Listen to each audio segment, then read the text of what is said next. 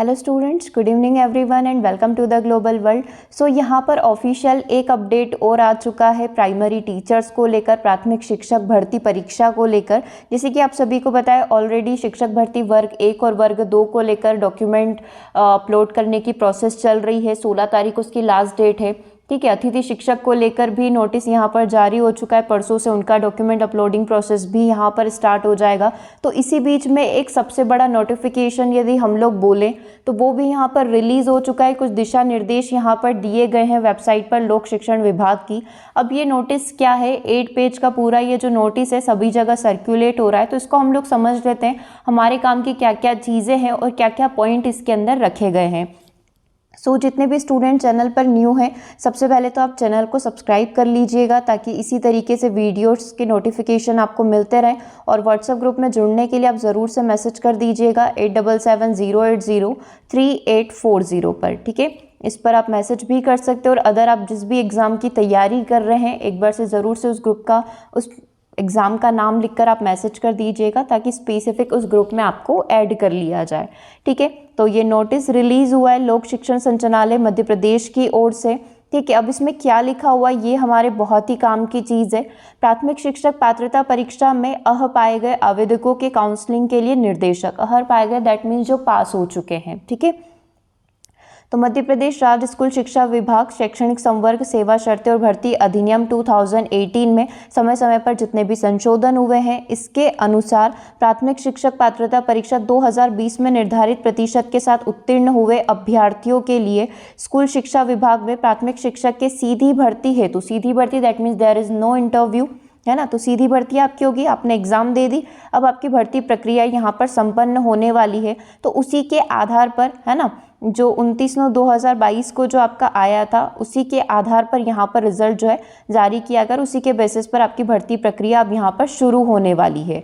अब इन्होंने यहाँ पर क्या किया है, पॉइंट नंबर 2 में देखिएगा, जिलावार प्रवर्गवार रिक्तियाँ परिशिष्ट 1 पर संलग्न है, उसको हम लोग पूरा पढ़ लेंगे। मतलब अभी नीचे की साइड ये सारी डिटेल आएगी, जिलावार जिले वाइज यहाँ पर सारी डिटेल आपको दिखेगी। ठीक है, तीसरा पॉइंट यहाँ पर बोल रहा है शैक्षणिक व व्यावसायिक अर्हता, दैट मीन्स क्वालिफिकेशन के क्या क्या क्राइटेरिया है वो अब इन्होंने यहाँ पर मेंशन करे हैं। ठीक है, मतलब चाहते तो ये पहले भी कर सकते थे, लेकिन इन्होंने एक बार यहाँ पर अपडेट कर दिया है कि इनको क्या क्या चीज़ें चाहिए थी। मतलब उस क्वालिफिकेशन के लिए आप यदि संविदा वर्ग 3 पर सिलेक्ट हो चुके हैं और आपकी भर्ती होने वाली है अब, तो उसमें ये चीज़ें आपके लिए आवश्यक है ना। जो हमें बीएड डीएड वाला डाउट लगता है वो यहाँ पर मेंशन है। तो प्राथमिक शिक्षक भर्ती के नियम 2018 नियम 8 की अनुसूची 3 के अनुसार निम्नांकित योग्यता अभ्यर्थियों को धारित करना अनिवार्य होगा। मतलब आपके पास ये चीज़ें होना आवश्यक है। सबसे पहला पॉइंट, प्रोफेशनल एग्जामिनेशन बोर्ड, जो कि इसका नाम अब चेंज हो ही चुका है ना, आज से ऑफिशियल इसका नाम भी यहाँ पर चेंज हो गया है। Professional examination board Madhya Pradesh Bhopal के द्वारा आयोजित प्राथमिक शिक्षक की पात्रता परीक्षा 2021-22 निर्धारित प्रतिशत के साथ उत्तीर्ण की हो। दैट मीन्स कि आपने उसको क्वालिफाई कर लिया हो। यदि आपने अपडेटेड रिजल्ट भी डाउनलोड कर लिया है तो उसके अंदर यदि आपका क्वालिफाई लिखा हुआ है तो ये डॉक्यूमेंट आपके लिए है। ठीक है, तो ये पहली कंडीशन है ना। सेकंड कंडीशन देख लेते हैं, कम से कम 50% अंकों के साथ हायर सेकेंडरी अथवा इसके समकक्ष तथा प्रारंभिक शिक्षा में 2 वर्ष का डिप्लोमा या उसके समकक्ष। ठीक है, अब ये कंडीशनल होंगे। पहली कंडीशन तो आपको फुलफिल करनी होगी। देखो मैं यहाँ पर सारी चीज़ें धीरे धीरे और अच्छे से एक्सप्लेन करने का ट्राई कर रही हूँ ताकि आपको फिर डाउट नहीं आए, फिर आप वापस से कमेंट करेंगे, मैं फिर से उस पर एक वीडियो लेकर आऊँगी। तो इससे अच्छा है कि आप इसी वीडियो को अच्छे से समझें कि इसके अंदर क्या क्या दे रखा है। ठीक है, तो पहली कंडीशन तो ये कि आप क्वालिफाई हो गए हो संविदा वर्ग 3 में, मतलब प्राथमिक शिक्षक वर्ग 3 के अंदर।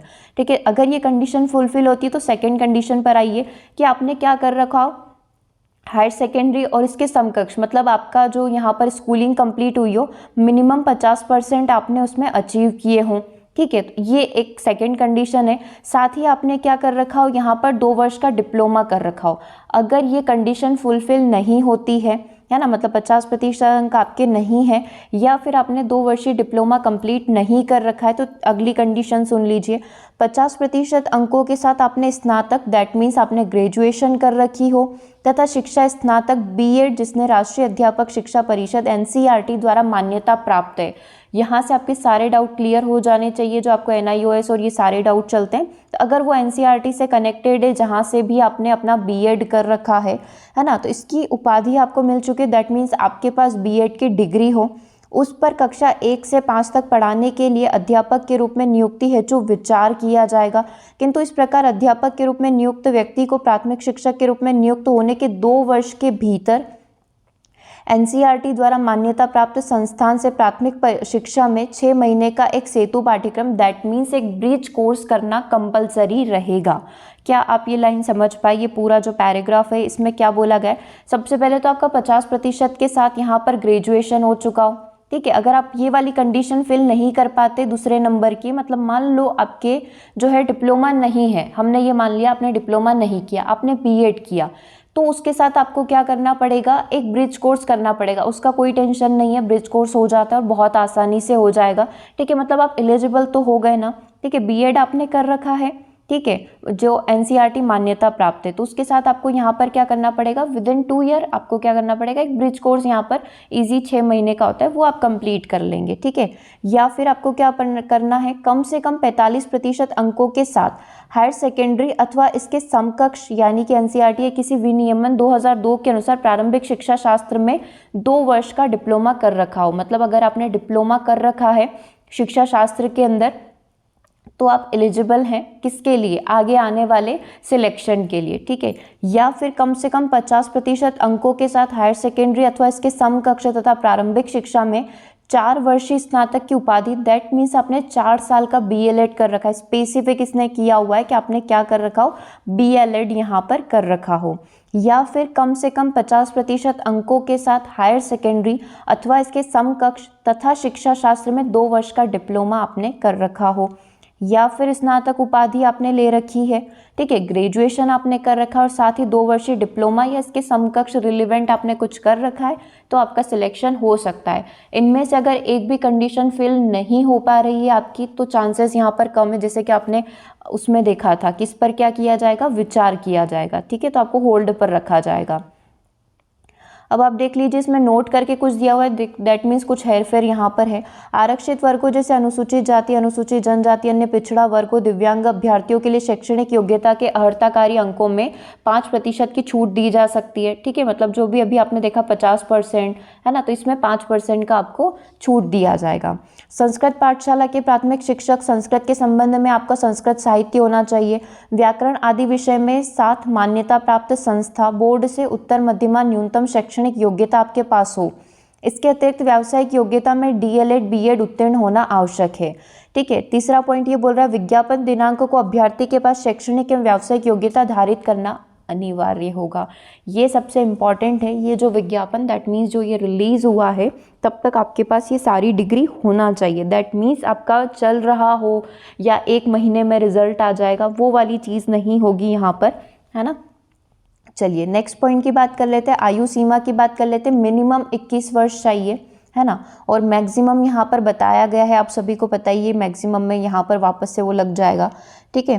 तो पुरुष आवेदक जो यहाँ पर अनारक्षित है दैट मीन्स 43 मैक्सिमम एज, महिला आवेदक 48 यहाँ पर है, ठीक है। और पुरुष महिला मध्य प्रदेश शासन के नगर निगम स्वशासी संस्था के कर्मचारी है, नगर सैनिक है, तो उनकी 48 यहाँ पर रहेगी, ठीक है। और यहाँ पर ये बोला गया मैक्स एज, और यहाँ पर देख लेते हैं अतिथि शिक्षक जिनके द्वारा न्यूनतम 3 शैक्षणिक सत्रों में एवं न्यूनतम 200 दिवस मध्य प्रदेश के शासकीय विद्यालयों में अतिथि शिक्षक में कार्य किया गया है, उनके लिए मैक्सिमम एज पुरुषों के लिए 52 है, महिलाओं के लिए 57 है। समझ गए? गेस्ट टीचर के लिए 52 पुरुष के लिए और महिलाओं के लिए 57 यहाँ पर रहेगी। अगर आपकी एज 57 भी हो गई और आप गेस्ट टीचर हैं दैट मीन्स कि आप एलिजिबल हैं, ठीक है। ये सारे आपके क्राइटेरिया हैं जो अब यहाँ पर मेंशन किए गए हैं।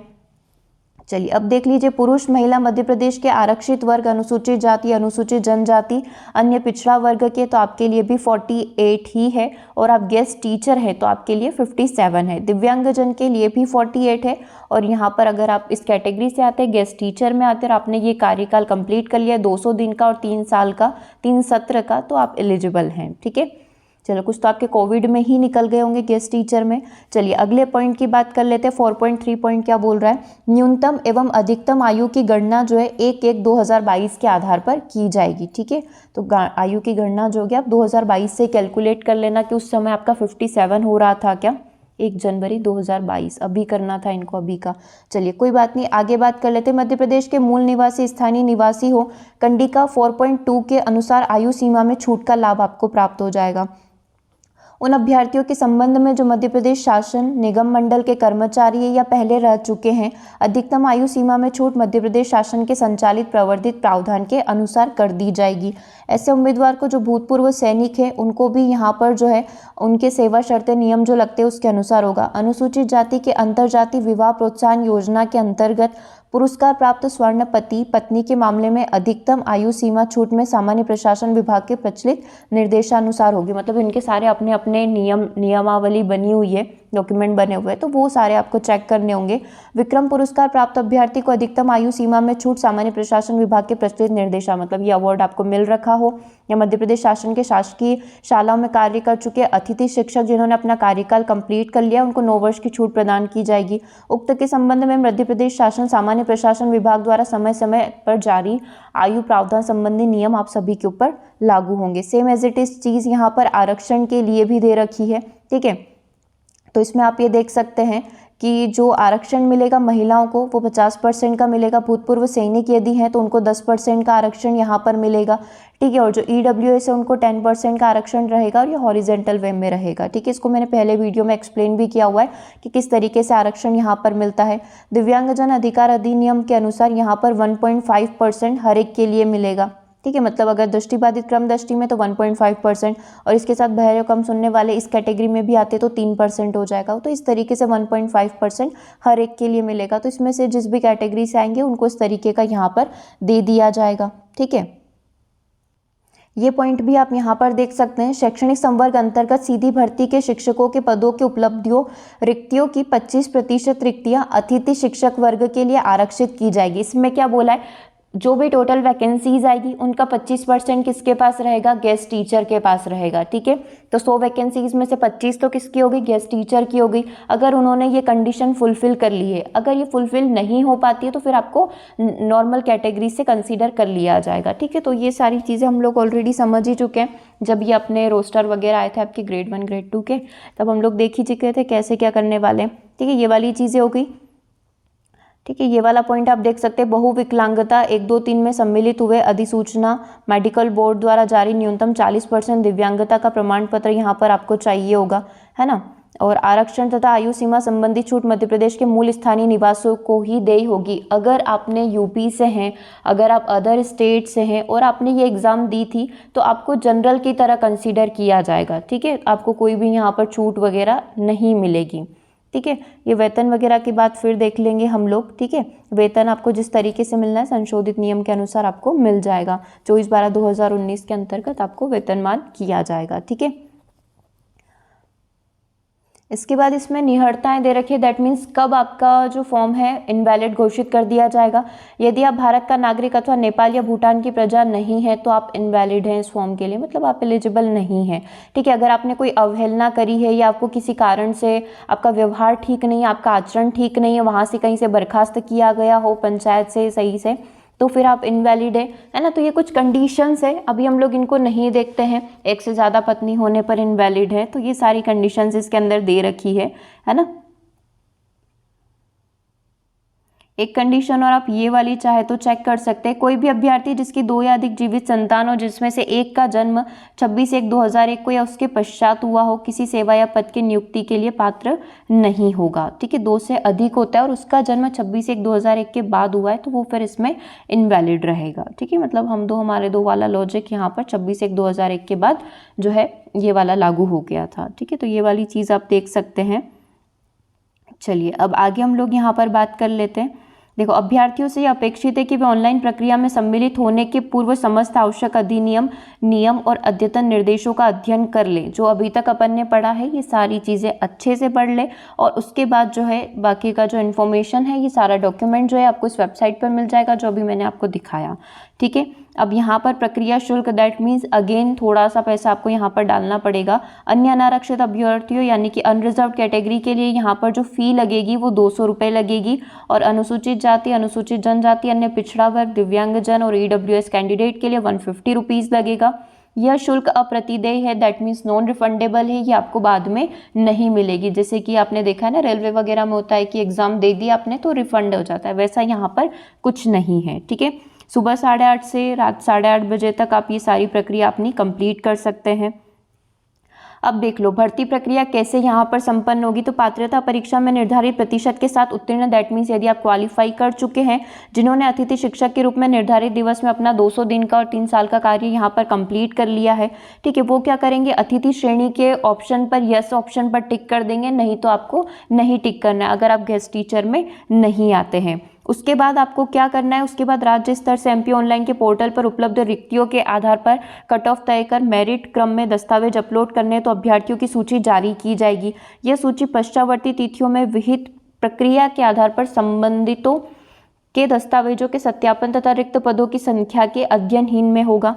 ठीक है, सूची में नाम सम्मिलित होने के आधार पर कोई भी अभ्यर्थी नियुक्ति का दावा नहीं कर सकेगा। ये सबसे बड़ा पॉइंट है कि अगर लिस्ट में आपका नाम है, दैट डजेंट मीन्स कि आपका सिलेक्शन यहाँ पर हो चुका है। लिस्ट में नाम आ जाएगा लेकिन सिलेक्शन कब होगा, जब आपको वो बुला लेंगे कि हाँ स्कूल आपको अलॉट हो गया, इस तरीके से। ठीक है, लिस्ट में नाम तो डेफिनेटली सभी का भी आ जाएगा। ठीक है, दस्तावेज सत्यापन सूची में जिन अभ्यर्थियों के नाम प्रदर्शित किए जाएंगे उन्हें निर्धारित फीस जमा कर एमपी ऑनलाइन पोर्टल पर निर्धारित अवधि में अपने दस्तावेज अपलोड करना होंगे। दस्तावेज अपलोड करते समय अभ्यर्थियों को यह प्रविष्टि करनी होगी कि वह किस जिले में अपना दस्तावेजों का सत्यापन करना चाहता है। जैसे मैंने आपको एक रियल पूरा लाइव एग्जाम्पल बताया था, उसमें हमने देखा था कि उन सर ने सिलेक्ट करा था कि मुझे देवास जिले में ही डॉक्यूमेंट का अपलोड करना है, उसके बाहर में नहीं जा सकता, तो उनका वेरिफिकेशन देवास जिले के शिक्षा विभाग में हो जाएगा। तो जहाँ पर भी आपका नियरेस्ट, जहाँ पर भी आपको अच्छा लगता हो कि जहाँ पर आपका जाना सुटेबल हो, तो वहां पर अपने आसपास का एरिया सिलेक्ट कर लीजिएगा या आसपास का शहर आप सिलेक्ट कर सकते हैं। ठीक है, अतिथि शिक्षकों को उसी जिले में दस्तावेजों का सत्यापन करना अनिवार्य होगा जिस जिले में उनके द्वारा अतिथि शिक्षक के रूप में कार्य किया गया था। जैसे मैं नीमच जिले में रहती हूँ लेकिन मैंने कहीं दूसरे जिले में, रतलाम जिले में जाकर क्या करा है, अतिथि टीचर का काम करा है, तो मेरा सत्यापन कहाँ पर होगा, रतलाम में ही होगा। ठीक है, मैं अपने आसपास के एरिया में नहीं करवा सकती हूँ, ये गेस्ट टीचर के लिए कंपलसरी होता है। ठीक है, एक से अधिक जिलों में अतिथि शिक्षक के रूप में कार्य करने पर उन्हीं जिलों में से किसी एक जिले में चयन अभ्यर्थी अपना दस्तावेज का सत्यापन कर सकता है। ठीक है, सत्यापन हेतु जिले तथा कार्यालय के चयन का अंतिम अधिकार आयुक्त जो होगा वो कौन होगा, लोक शिक्षण होगा। ठीक है, इसके बाद आपको क्या करना है, डॉक्यूमेंट वेरिफिकेशन की प्रोसेस होगी, आपके दस्तावेजों का सत्यापन होगा।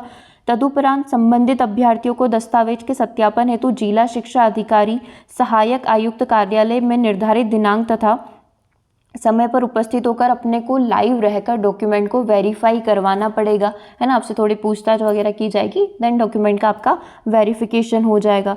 सत्यापन के समय अभ्यर्थी को अपने मूल दस्तावेज मतलब ओरिजिनल जो डॉक्यूमेंट है और उसके साथ 3 जीरोक्स लेकर जाना है, जितने भी सेट आपके बनेंगे, जैसे कि 10 की मार्कशीट, 12 की मार्कशीट, आपकी ग्रेजुएशन की मार्कशीट, है ना, फिर आपका गेस्ट टीचर का सर्टिफिकेट, 3 साल के 3 सर्टिफिकेट यहाँ पर लग जाएंगे, मध्य प्रदेश का मूल निवासी का प्रमाण पत्र, जो भी चीज़ें वहाँ पर मांगी जाएगी वो एज इट इज़ आप अपलोड कर देंगे। स्पेसिफिक कोई डॉक्यूमेंट अलग से होता है, कोई प्रमाण पत्र अलग से होता है, तो वो सारे हर एक की 3 सेट बनाकर ले जाने, including your Aadhaar card, voter ID card और ये सारी चीज़ें। ठीक है, ये सेट सत्यापन के दौरान संबंधित अधिकारी द्वारा मूल दस्तावेज से मिलान करके मिलाए जाएंगे, है ना, और इसका ऑनलाइन प्रमाणीकरण किया जाएगा। ठीक है, तो ये इस तरीके से ये प्रोसेस आपकी कंप्लीट होगी। और उसके बाद यहाँ पर आप देख सकते हैं दस्तावेज सत्यापन में किसी भी प्रकार के संशोधन का अनुरोध स्वीकार नहीं किया जाएगा, है ना। तो आप ये चीज़ कर सकते हैं कि जो भी डॉक्यूमेंट भरे बहुत ही सावधानी से भरे, उसके बाद कोई भी इसमें ये आप बोलते हो ना कि हमारे संशोधन की तिथि कब आएगी, क्योंकि लास्ट डेट निकल जाती है फिर संशोधन डेट नहीं आती है। ठीक है, तो इस चीज़ का ध्यान रखेंगे, संशोधन की डेट नहीं आएगी। दस्तावेजों के सत्यापन के उपरांत अंतिम रूप से जो विद्यार्थी वैलिड हैं उनकी मेरिट लिस्ट यहाँ पर जारी की जाएगी। मतलब डॉक्यूमेंट सभी अपलोड करेंगे, डॉक्यूमेंट अपलोड होने के बाद, वेरीफाइड होने के बाद आपका यहाँ पर जो है एक फाइनल लिस्ट आएगी। ठीक है, अंतिम चयन सूची में चयनित अभ्यर्थियों को पोर्टल पर दर्शाई गई रिक्तियों के आधार पर चॉइस फिलिंग करनी होगी। आप चॉइस फिलिंग करेंगे, है ना। फिर आपको यहाँ पर स्कूल वगैरह सिलेक्ट करने हैं। स्कूल के आगे TWD और SED लिखा होगा, मतलब कि आप ट्राइबल में जाना चाहते हैं, आप स्कूल शिक्षा विभाग में जाना चाहते हैं, है ना। किसी भी एक शाला का आप चयन कर सकते हैं, किंतु मेरिट लिस्ट में यदि आपको मिल गया, आपने SED सिलेक्ट करा, आपको TWD मिल गया, तो आपको वहाँ पर जाकर अपना कार्य करना पड़ेगा। दैट मीन्स वहाँ पर जाकर पढ़ाना पड़ेगा। ओके, तो इस तरीके से यहाँ पर करना है। और यहाँ पर स्पेसिफाई किया हुआ है किसी भी स्थिति में विभाग में परिवर्तन संभव नहीं है। जैसा कि मैंने आपको वर्ग 1 का जब अपन ने डॉक्यूमेंट पढ़ा था उसमें बताई था, ये सारी चीज़ें एज इट इज़ वही लिखी हुई है ना। और अभ्यर्थियों को सलाह दी जाती है कि कम से कम 50 विकल्प का चयन करें, मतलब 50 स्कूल आपको चयन करने हैं। तो आप चाहें, मतलब वो जब चॉइस फिलिंग का ऑप्शन आएगा तो सोच लेना कि कौन से स्कूल को मुझे प्रायोरिटी पर रखना है, क्योंकि अगर आपकी रैंक अच्छी है तो आपकी इच्छा अनुसार मिल जाएगा। लेकिन यदि रैंक कम है तो बहुत जो आपने सोचा होगा कि शायद मिले तो मिले, नहीं तो ठीक है, वो स्कूल आपको मिल जाएगा। ठीक है, आगे बात करते, समस्त अभ्यर्थियों को स्पष्ट किया जाता है कि वे समस्त दस्तावेज यथा जाति, शैक्षणिक योग्यता, व्यावसायिक योग्यता, अनुभव, आरक्षण, है ना, पोर्टल पर अपलोड किए जाने की तिथि के पूर्व ही अपने स्तर पर तैयार करके रखें। सभी अभ्यर्थियों को समस्त दस्तावेज अपलोड करना अनिवार्य है। देखो ये कंडीशन हर बार बोली जा रही है, स्पेसिफिक बेचारे जो लोक शिक्षण विभाग वाले अलग से वहाँ पर पूरा वो डाल रहे हैं, नोटिफिकेशन डाल रहे हैं कि ये अनिवार्य है। न्यूज़पेपर में भी दे रहे हैं कि जितना जल्दी हो सके हर एक स्टूडेंट अपने डॉक्यूमेंट को अपलोड कर दो। ठीक है, चाहे रैंक कितनी भी हो, लाखों में भी हो, तो भी डॉक्यूमेंट अपने अपलोड कर देना। ठीक है, डेट अभी तक नहीं आई है लेकिन एक नोटिफिकेशन यहाँ पर आ चुका है। ठीक है, अब जल्दी यहाँ पर एक और हम लोग वीडियो बनाएंगे जिसमें आपको ये सारी डेट मेंशन कर दी जाएगी कि कब से ये प्रोसेस आपकी स्टार्ट होने वाली है। ठीक है, बाकी आप चाहें तो ये विशेष, मतलब ये नोट पढ़ सकते हैं। उपरोक्त तिथियां अनुमानित है, देखो तिथियां इसके अंदर है नहीं, है ना, तथा किसी भी समय आवश्यक होने पर परिवर्तित हो सकती है। अगर कोई ज़रूरत लगी, जैसे कि आप, मैंने अभी थोड़ी देर पहले वीडियो बनाया था गेस्ट टीचर वाला, उसमें सारी डेट यहाँ पर चेंज कर दी थी क्योंकि दिवाली की छुट्टी आ गई थी। ठीक है, तो इस तरीके से डेट में परिवर्तन हो सकते हैं। ये सारी की सारी चीज़ें आपके एमपी ऑनलाइन का आपका अपना पोर्टल है, उस पर जाकर आप चेक कर सकते हैं। और साथ ही आपको मेल के माध्यम से, एसएमएस के माध्यम से ये जानकारी मिलती रहेगी। सो अभी तक जितने भी स्टूडेंट डाउट में है कि हमें अपना पोर्टल का आईडी पासवर्ड नहीं मिल रहा है, उसको कैसे रिकवर करें, तो अपने अपने हिसाब से ये सारी चीज़ें आप करके रखें, क्योंकि इधर आपके नोटिफिकेशन की डेट आ जाएगी कि डॉक्यूमेंट अपलोड करिए, और उस टाइम पर आप सभी लोग भागोगे कि हमें अपना आईडी पासवर्ड नहीं मिल रहा है, अब हम क्या करें। तो अभी से ढूंढना स्टार्ट कर दो। जब आपने 2018 में अपना फॉर्म फिल किया होगा तब आपका पोर्टल पर पूरा एक दस्तावेज बना होगा, तो वो आईडी पासवर्ड जब आप अपनी रिसीट लेते हैं ना, वहाँ पर वो लिख कर देते हैं कि ये आपकी आईडी है और ये आपका पासवर्ड है। तो वो फॉर्म निकालना स्टार्ट कर दो, वहाँ से अपने आईडी पासवर्ड कहीं सेफ जगह लिख कर रख लो। ठीक है, तो यही सारी इन्फॉर्मेशन थी जो आप सभी के साथ शेयर करनी थी। आई होप कि वीडियो आप लोगों के लिए हेल्पफुल रहा हो। मिलेंगे हम लोग नेक्स्ट वीडियो में। Thanks for watching. इसमें कोई डाउट आ रहा है तो आप ज़रूर से कमेंट करके बता दीजिएगा कि हमें ये चीज़ समझ नहीं आई, है ना। जो आपको सच में लग रहा है समझ नहीं आ रही, आप ऐसे ही कमेंट करेंगे, फिर उस पर मैं वीडियो बनाऊंगी। तो एक बार वीडियो को आप अच्छे से देख लीजिए, फिर कोई डाउट आता है तो मैसेज कर दीजिएगा, वीडियो के इसमें ही कमेंट कर दीजिएगा। ठीक है, 8770803840 व्हाट्सएप नंबर है, ग्रुप में आप ऐड हो जाइएगा। ओके, सेशन को ओवर करते हैं। Thanks for watching.